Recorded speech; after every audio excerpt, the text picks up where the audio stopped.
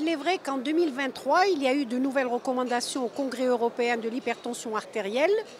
Ce congrès s'est tenu à Milan en juin et il nous a apporté quand même quelques modifications par rapport aux recommandations qui étaient là en 2019. Alors que nous disent ces nouvelles recommandations? D'abord par rapport à la définition de l'hypertension artérielle et à la classification, on n'a pas particulièrement changé. On garde la même définition, on garde la même gradation ou classification de l'hypertension artérielle.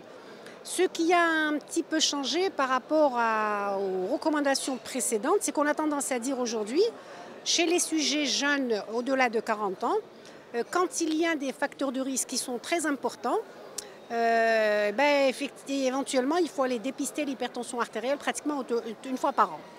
Ceci reste valable aussi chez les femmes pour lesquelles il y a eu soit une hypertension artérielle gestationnelle, soit une éclampsie ou prééclampsie. Là aussi, on a tendance à dire elles vont peut-être développer de l'hypertension artérielle chronique. Donc il faut s'y intéresser, il faut les surveiller pour éventuellement guetter cette hypertension artérielle et éventuellement la traiter. Alors par rapport au traitement de l'hypertension artérielle, il n'y a pas eu de modification. On reste avec une bithérapie pratiquement d'emblée en première intention, dans près de 80% des cas. La monothérapie va être réservée aux sujets âgés ou alors aux patients avec un risque cardiovasculaire qui est très faible. Sinon, c'est d'emblée la bithérapie. Et cette bithérapie, comme on l'avait antérieurement, elle associe un inhibiteur du système rénine-angiotensine, soit un calcique, soit un diurétique. Bien sûr, chaque fois qu'on choisit un traitement pour le patient, on va choisir un traitement en fonction de son profil.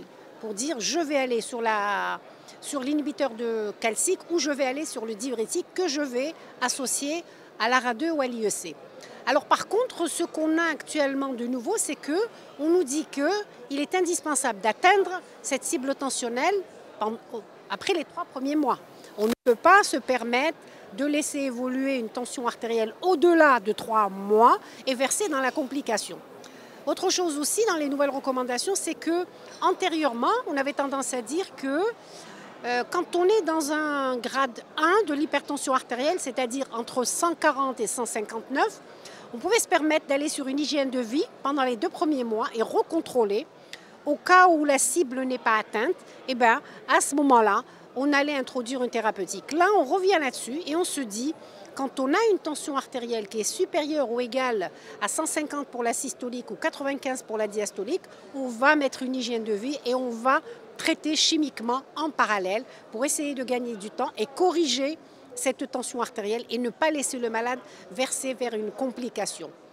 Ensuite, il a été rapporté le traitement des cas particuliers pour l'hypertension artérielle. On a revu un petit peu le traitement dans le cadre de l'hypertension artérielle résistante.